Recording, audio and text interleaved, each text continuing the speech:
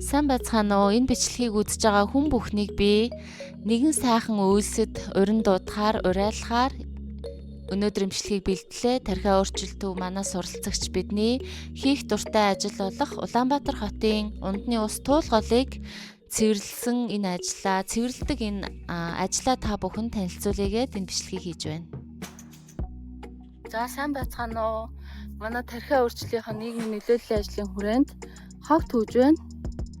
Одоо бидний түүж байгаа хэсэг бол туулгалын хөвөө. За би одоо харуулъя.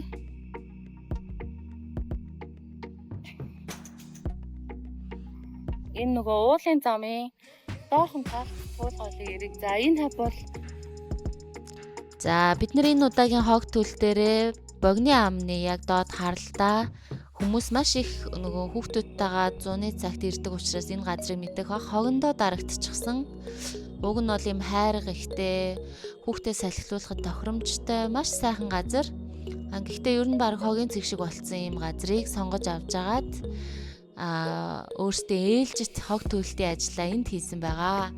За бидэнд тэгтээ өмнө нь бол ингээд ганцаараа би хог түүдэг байсан.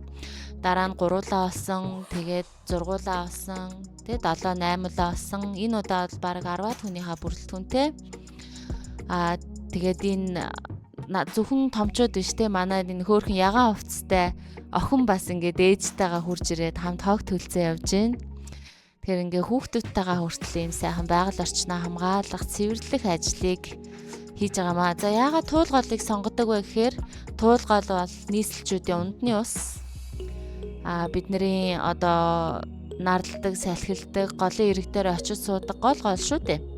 Тэгэхээр ууж байгаа усаа хайрлах нь өөрийгөө хайрлаж байгаа илрэл. Тэгэхээр бид нэр дотроо юу гэж ярьж энэ хогийг түүдэг вэ гэхээр бие засаад гэрээ засаад төрөө зас хэмээн хэлж хогоо түүдэг. Бид нэр одоо нэгэн тал өөртөө ажиллаад сайхан унтдаг болсон, сэтгэл санаа сайхан болсон.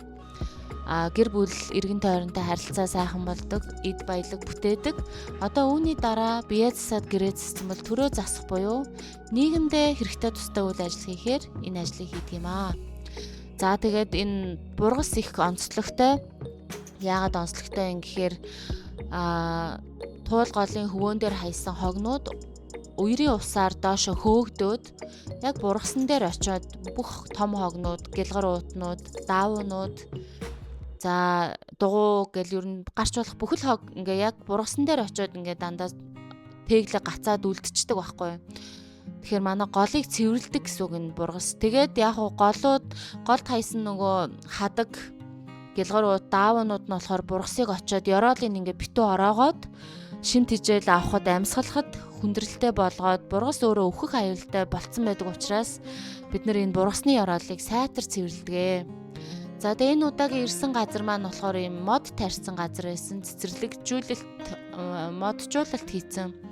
Харамсалтай нь энэ моднууд руу ингээ маш их хэмжээний хог хайцсан байсан. Тэрийг бүгдийг цэвэрлсэн.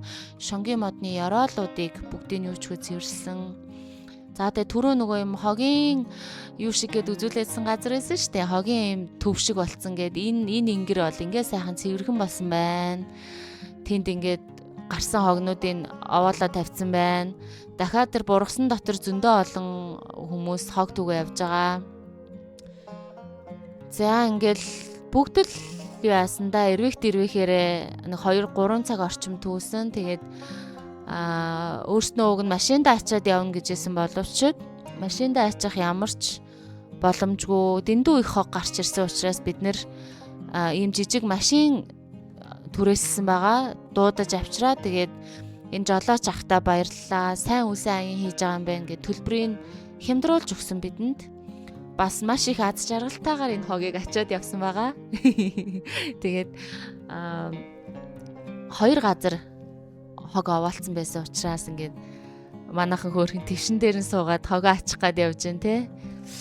Тэгэхээр хүн ингээд сайн үс хийж яхад сайн санаан дээр ийм ямарваа нэг ажил хийж яхад ажил төрлөн дардан бүтдэг, амьдрал ахуйн бас түүнийгээ дагаад сайхан болдог.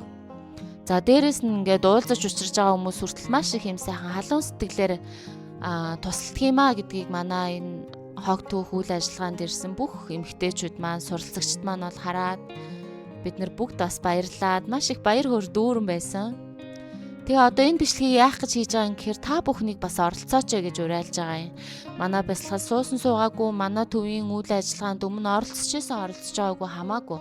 Байгаль их орноо хайрладаг л бол, бас өөрийгөө хайрладаг л бол, үр хүүхдээ хайрладаг л бол, их орондоо хайртай бол та бүхэн бидэнтэй нэгдээч, сайн дураараа оролцооч. 10 жилийн хүүхдүүд сайн дурын ажил болгоод оролцож болно. Бид нэр англи, монгол хэл дээр сертификат гаргаж өгнө. Тэгэхээр манай энэ үйл ажиллагаанд оролцохыг хүсэх юм бол тархиа өөрчил төв гэд Facebook хуудасаа түүн рүү бичиж болно. Тархиа өөрчил сургалт сонирхчдын групп гэдэг байгаа. Тэр групп дээр бичиж болно. Мөн сувдаар энцэнд орж пэйж рүү бичиж болно. Бид үргэлж та бүхэндээ нэгдэхтэй бэлэн байх болно. За энэ хүртэл үзсэнд баярлалаа. Баяртай.